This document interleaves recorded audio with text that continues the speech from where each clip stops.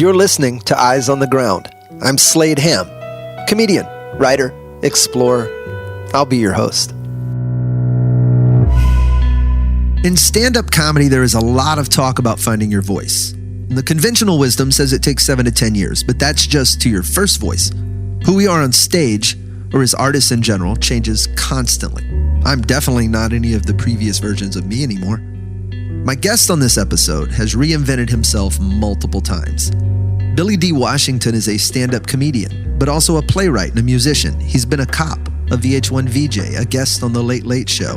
And while multiple appearances on BET and Def Comedy Jam seem to make sense, Billy began his career in the white male-dominated landscape of the late 80s and early 90s in Houston, Texas.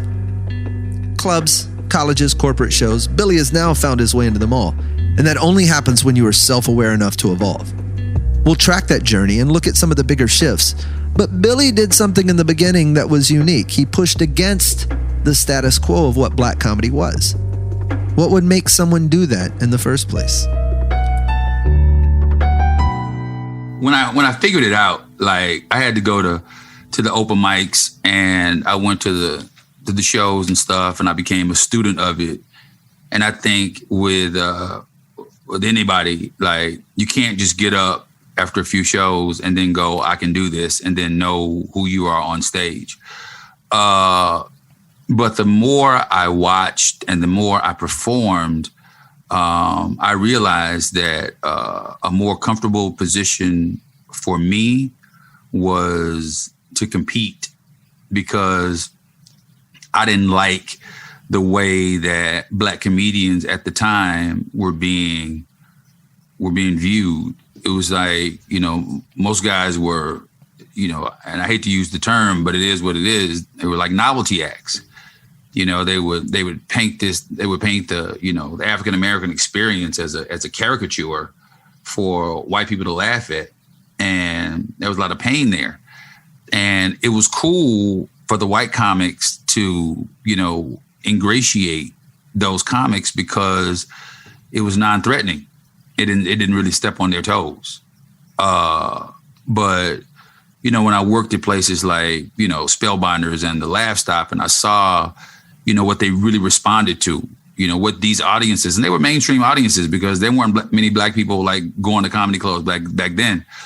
And I wanted to communicate to those people in a way that was competitive with the people that they were seeing. Like I wanted to compete with the white dudes. I didn't want to be, Billy D, the novelty act. I didn't want to do a rap song and dance at the end of my show. I didn't want to talk about how poor I was, or how much government cheese I'd eaten, or, how I didn't know my dad's name or anything like that, because none of that was true. Right. Was there a difference in, I want to say formula, but were shows structured differently in those rooms, or like was black comedy, I guess at that point, more about performance and on-stage presence than it was about formulaic ways of writing material? Does that make sense? Yeah, and it's a lot like church. Like you go to a white church, like some white evangelical church, it's more about the words, and it's more about, what they're saying, and it's more about the scripture and how you can, you can break that up and you can dissect that, as opposed to, black churches where it was some of that, but it was mostly emotion. And the more emotional you can get about any concept, the black preacher, he does the scripture and then he applies it to the black community, and then he does the act out.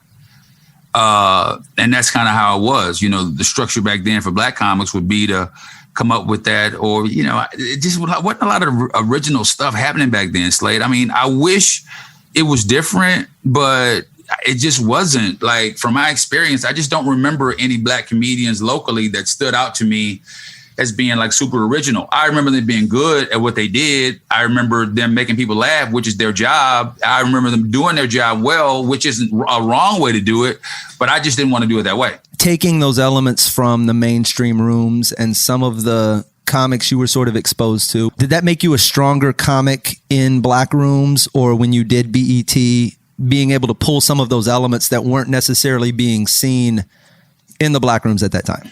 What's weird is that I ignored what came to me naturally, which was that natural black rhythm for so long until when it was put on display. Like, I got a reputation for being a good comic, and then they wanted to put me on the black stuff. Well, I hadn't really done my time in the black rooms like I should have done, because I'm too busy competing with everybody else. Because if 85% of the work is white clubs and whatever, I felt like, why do I need to put the time in here? Right. And it wasn't how to say this? It's a good question, because I want to say this right. It wasn't so much an obligation to the black community. It was more of, I was frustrated just because I wasn't more well-rounded. But as I got older, I realized that it wasn't as important as being myself. And I never sacrificed, myself and who I am as a comic just to make any audience happy. Right. Like, I never went into a redneck room and hopped on my Texas twang. And not that I didn't have, like, I had several bits. Like, I had my straight up black set. I had a 20-minute thing that I did, just joking and whatever, but it's not how I created, dude. And it's weird, man, because I didn't grow up with that rhythm. I didn't grow up in the inner city. Like, I grew up poor, but I wasn't on food stamps. I just couldn't talk about that in the way that made it cool. Like, what got me over with them was the music. I did the music, and that did everything. Or if there were audiences that were paid audiences, like the audiences at Rockefeller's, like when I opened for people, right, and there was a ticket price attached to it, then, you get people that kind of grew up like me. Well, then they liked everything, which gets me into my second point. Those are the people I think now is different, because everybody knows the game now. Like, back then, neither audience was in on the joke. Now everybody is in on the joke. Now everybody can appreciate, the black comedian who's thoughtful, and they know what that sounds like, and they know what that feels like. So instead of them saying to you, "Are you a sellout?" or you doing that white stuff, they realize that they're playing themselves. Right. If they say that, because back then nobody was exposed to it. Like, when you think about, because, dude, I was doing comedy, it had to be Eddie Murphy, Richard Pryor. It had to be cutting people up. It had to be a certain type of vernacular. But now it doesn't. I mean, you can be appreciated in a black room as much as you can be appreciated in any place else as black, white, Chinese, or indifferent. It really doesn't matter. And there are some hard ghetto places and whatever that you want to do. But even on the flip side, there are those spots too. The alcohol-induced redneck spots that ain't gonna listen to you either. But I just think as a cumulative, comedy club audience member, no matter what color they are, they know what to expect when they go in, and they know that just because somebody's going to be black, it doesn't mean that they're going to be, government cheese and skinning and grinning. Specifically regarding stand-up, this season of the show has explored various methods of building a set for putting a show together. One model, the one I've spent the most time on lately, favors the big picture, taking a theme and building a show around it. Another less talked about model is also the most prevalent, and the one that probably 90% of working comedians stick to. It's a much more dynamic model too, and it's no less correct. In fact, I could argue that this latter group is funnier, sharper, and much more enjoyable live than the first. This second method requires the comedian to be present, to adapt, to truly conduct the orchestra instead of simply reading the words. He pulls from an entire catalog of material. She goes off script. In almost every instance, the show at the end could not have been predicted by the show's beginning. I feel like Billy has recently stepped into one of those methods with intent. But which one? The number two, most definitely, because I listened to your interview with Titus, and it was compelling to me because I couldn't even imagine, having like a concept and saying, okay, I'm going to turn this into my next hour. It's brilliant. But I don't think it's any less brilliant to come up with an hour any other type of way. It's like, as I get older, when I care less about what people think about me, I think the more effective I become, because like a lot of times in these conversations, we always talk about what they mean to us, but we never talk about what we mean to them. Just in terms of, just from a psychological vantage point. I know dudes with great material, but they're defeated within 5 minutes on stage because the audience can smell the fear. I'm doing a room right now in Montgomery County, and I get to watch a lot of comics now, and it's great. But guys will get up with great stuff, and you can just tell, like, mannerisms and body language. You can tell that they care too much about what people think about them, which is cool. I mean, if when you're first starting, but then after a while, you just have to let it go and say, okay, this is who I'm going to be. Let me go ahead and walk on this stage naked, share these concepts and ideas, no matter how twisted I may think that they may be, and just see what lands. But the thing is like, if you've been doing it for long enough, if you've been doing structure long enough, it's like playing by music and playing by ear. I played by music for a super long time. And that's kind of what, coming up with the first 45 is. Playing by music and whatever, sheet music and turn it and whatever. Without sheet music, oh my God, I can't do anything.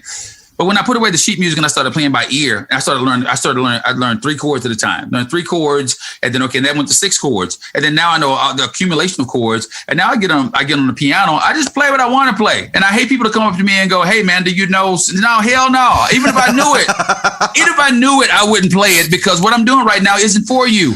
It's for me. You like it. If you didn't like it, you wouldn't have come over here. But now you want me to be something that reminds you of something else, and I'm not going to be that. This is going to be me and you in this moment right now, and whatever happens, and chances are it's going to be good, just because I've read music for a long time. I know what it's supposed to sound like, so even if I don't hit the right notes, at least I will be in the right key. Wow. Makes sense? Beyond makes sense. Define stand-up comedy for me.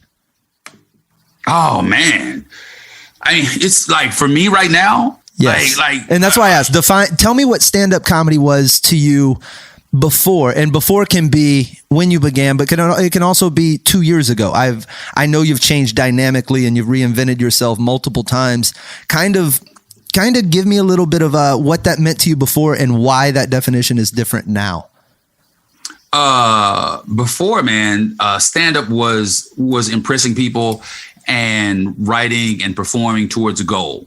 It was either the goal of, going to LA and being discovered, or the goal of being on that one showcase set where the producer sees me, or everything was, I'm writing towards this. I'm tightening this joke up. I'm reinventing that. I'm cutting the fat off this. I'm doing that. But now it's different. It's like now it's all me. The only goal that I have is to walk off that stage saying, "Man, I can't believe I said that," and they liked it, and not in a combative way. Not like I want to just say the edgiest, most messed up stuff. It's like, it's validation for me because if you've been in it for a long time, after a while, you have to feel like you're spinning your wheels.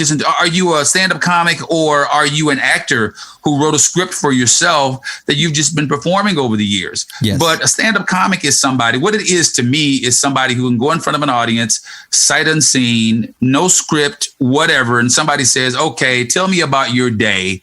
And within your description of that day, you can be entertaining for the period of time that story lasts. Okay. That makes sense. Does your definition of a good show change now? Is it, if the metric was laughs before, do you have a different one now? Is it not necessarily how big of a laugh you get or how full the room sounds? Is it more about pulling off a certain order of wordplay sometime, or is it what makes you walk off and go, "Oh yeah, that was a good one"? Oh yeah, well yeah.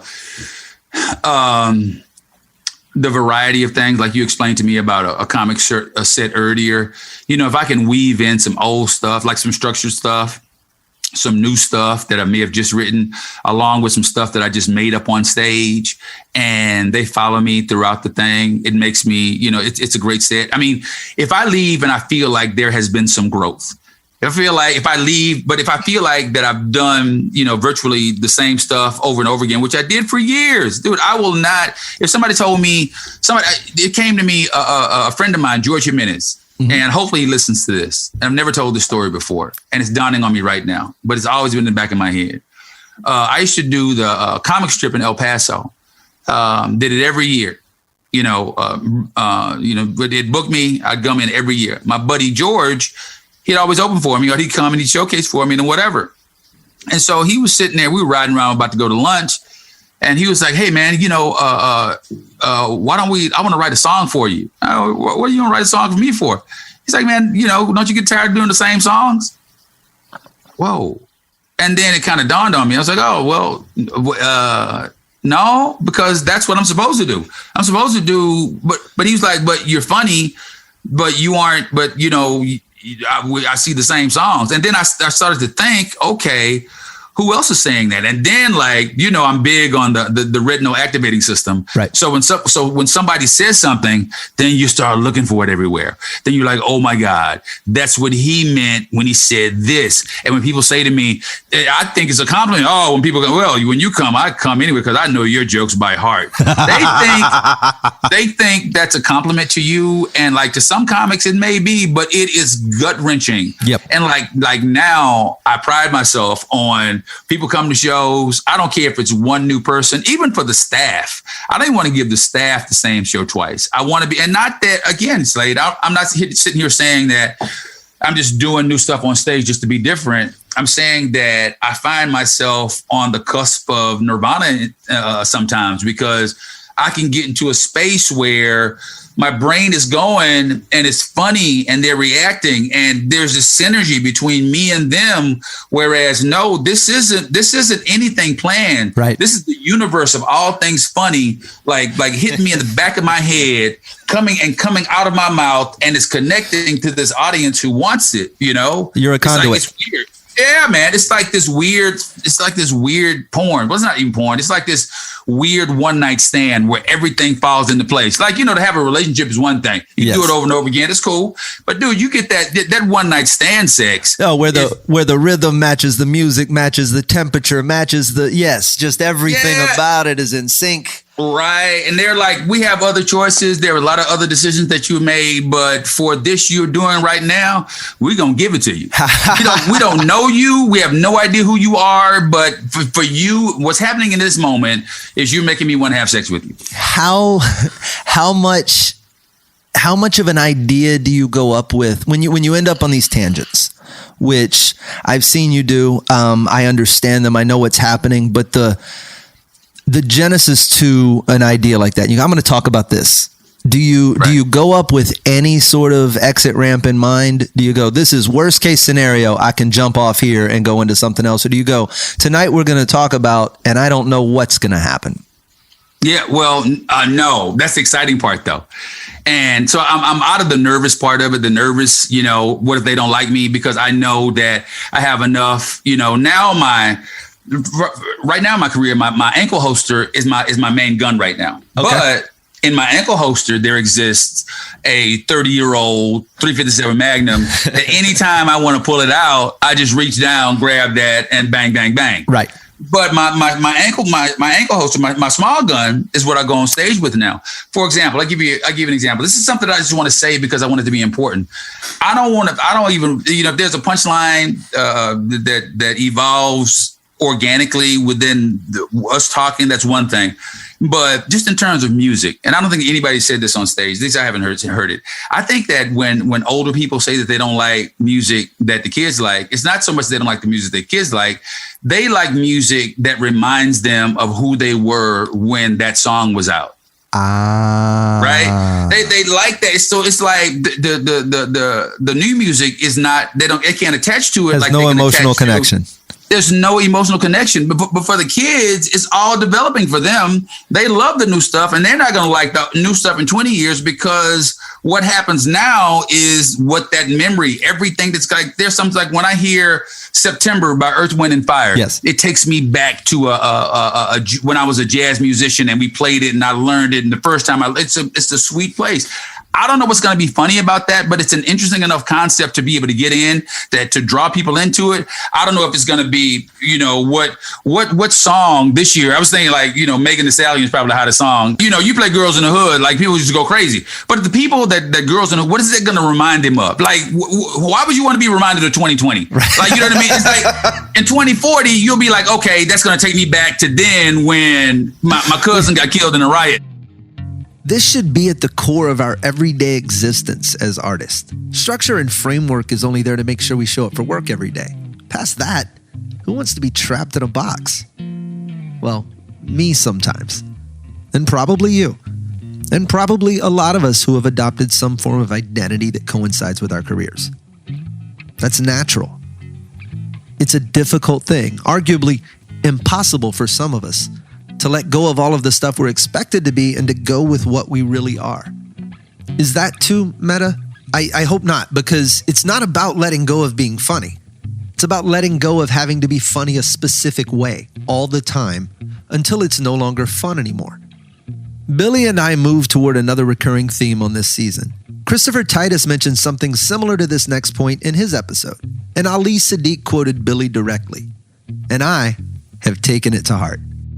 I want to ask you about this. You almost touched on it a moment ago.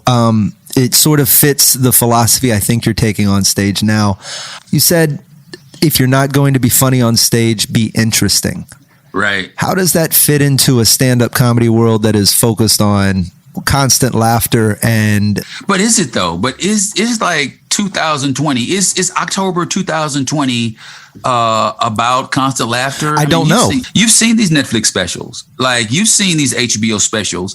You've seen, there are some that are like really funny jokes, like Nate Bargatze is like, but I just don't know that, the setup middle punch is the business model that's going to sustain through. If you're starting today, I don't think that that's going to be a sustainable business model. I think that for Black comedians, we've already set up. This is a house. The foundation has already been laid. Okay, we heard all of the crack jokes. We know all the ghetto jokes. We know whatever.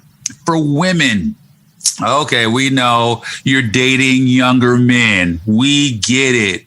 But what else is there? I'm pretty sure that the average audience member can better appreciate a joke from a woman about something that happened during her day about a USB drive than they can something that's more funny about her dating a younger dude, because they've heard all those jokes. That's been done. So if you want to set yourself apart and you want to be a star and you want to be on TV and you want to get noticed, take your chances on saying something different, and being interesting is that thing.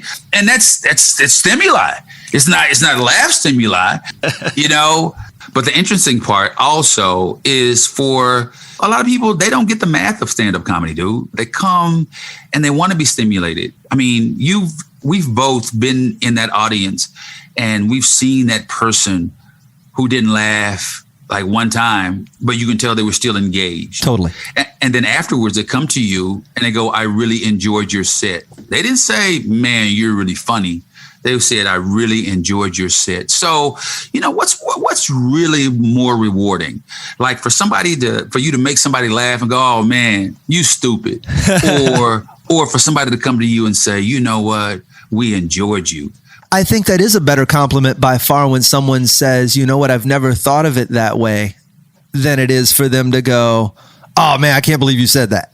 That's one of those is a much greater compliment. And if you're making it funny throughout, it's those gaps can be filled with, as you're saying, all sorts of stuff. And I think that's kind of a not totally untapped area, because there are some really good longer form storytelling, one man show type things that are developing now that it's interesting to see what we used to believe was stand up, maybe not necessarily being the model anymore. And I went into that resistantly. I went into that with this new batch of comics is, these guys don't get it. They could learn from some old school, and the more I look at it, I think there's a lot more to be learned on our part.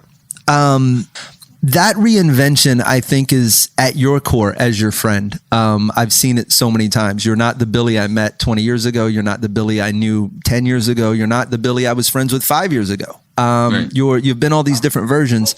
I'm certain this version that you're doing now will change again. How important is it to surrender to that and not be married to the you from before? And two, how do you combat that? How do you look up and go, you know what? I'm gonna change my identity a little bit. I think this is the Billy that I've always wanted to be. This is the dude that I've aspired to be. I've never been fearless until now. And it happened as a result of, what I was doing on cruise ships. When you do the same shows over and over and over again, even though it's 2.5 hours of material, you go, okay, I've done this. I can do this and whatever. The thing that is changing, my approach isn't changing, but the level of my humility is changing in weird ways. Okay, I think this is a good thing to close on because this is blowing my mind as I realize it. And I just never said it before. I am way less arrogant towards other comics. I sincerely want comics to like me. Whereas before I didn't care about that because I was making my money. I ain't care. I don't care if you like me. I'm good. I'm about to do my shit. I don't care, whatever. But now I do want comics to like me. I want them to whatever circle they're in, every comic circle. I don't care what it is, but I want to be in that circle. You know what I mean? Mm-hmm. But when it comes to audiences, whereas I would revere them before, they aren't as important to me as they used to be. They aren't. If they're there, I want to entertain them, but it's more for my purposes, bro, than it is theirs. It's not about them anymore to me because they can't help me grow. I can help me grow, and I can surround myself with a bunch of people who I like. I can give people great advice. I want to be able to lead by example. I don't want young comics to make the same mistakes that I made when I was coming up. I don't want you to make the same mistakes that I made when I was coming up. You're 10, 15 years younger than me. I want you to be this version of me. I want you to think like this version of me now and screw those next 15 years that you have to go through with the same set over and over. Break that mold. Figure out what that is. What would have sped that up for you? To meet somebody like me prior to. But would you have listened though? What would have? What's the? That's a great question. How would you have conveyed that to you in a way that you would have understood? Okay, if I would have been a big comedian, if I would have did that one set in front of that one person and got that TV show, that one big thing where it was a household name, then I probably would have been this guy earlier. But dude, I needed the money. Fair. I couldn't afford to go to Deja Vu and be trying stuff and whatever. And I was working, I was out so much doing clubs until I didn't have time to go to open mics. Only time I went to open mics was to meet friends or some ego shit where somebody was on the show and I'd see people and I'd be like, let me go up and do my headliner jazz and ta-da. But I left feeling empty, dude. It's like when women say that they had, they were sex addicts and had this empty fucking sex and whatever, and then they leave. We don't understand empty sex. It always means something to us. But when women say, but I get that now. I get okay, I did this. I'm kind of drunk now. I'm in my car. I'm driving home, but nothing good came out of that at all. I got nothing out of it. But if I was famous and people were coming anyway, then I probably would have arrived at this self sooner. But now that we're in the pandemic, why not reinvent? Why not try something different, dude? Why not, embrace everything around me and talk to the dudes who want to talk to me and do the gigs that I've been turning down and just really humor the guys, laugh at somebody's joke who I wouldn't laugh at ordinarily, make them feel good. Because I used to hate that. People trying material, I'm like, man, fuck this dude. This shit ain't funny. I'm just going to change the subject. But now I'll laugh because I want to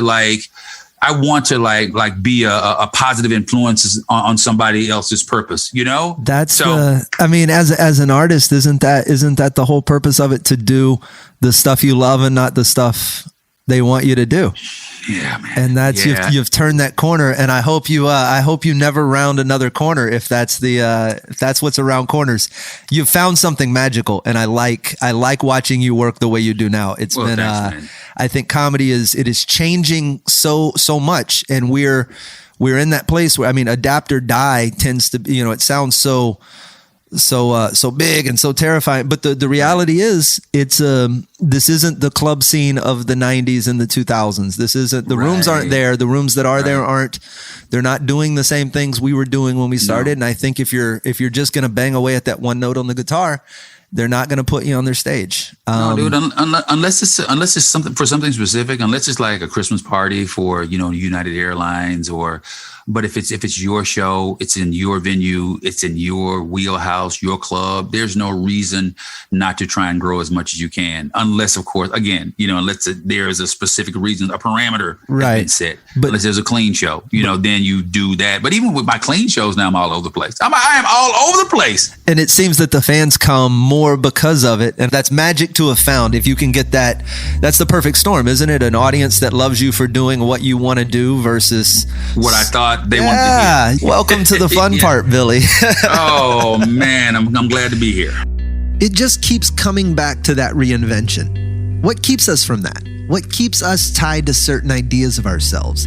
Specifically now, in the wake of months of cancellations and lockdowns, when many of us are having to relearn our sets from the ground up anyway, what's wrong with trying out some new ways of doing things?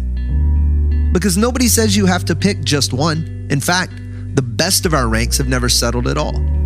It's as hard for me to reconcile the Dave Chappelle and Half Baked with the Dave Chappelle from 846 as it is for me to reconcile the Billy D. Washington I first met with the mad scientist he's become. Same foundation, same property, but the house has been rebuilt over and over and over again as the neighborhood changes. Voluntary reevaluation and upgrading or updating is rare.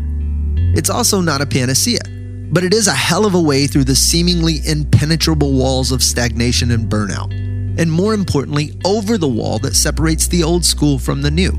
It's how you outrun an ever-changing industry that overtakes more of us than seems fair. It is the key to survival in the most Darwinian of ways, rewarding the fittest, not the best. Billy D. Washington just happens to be both.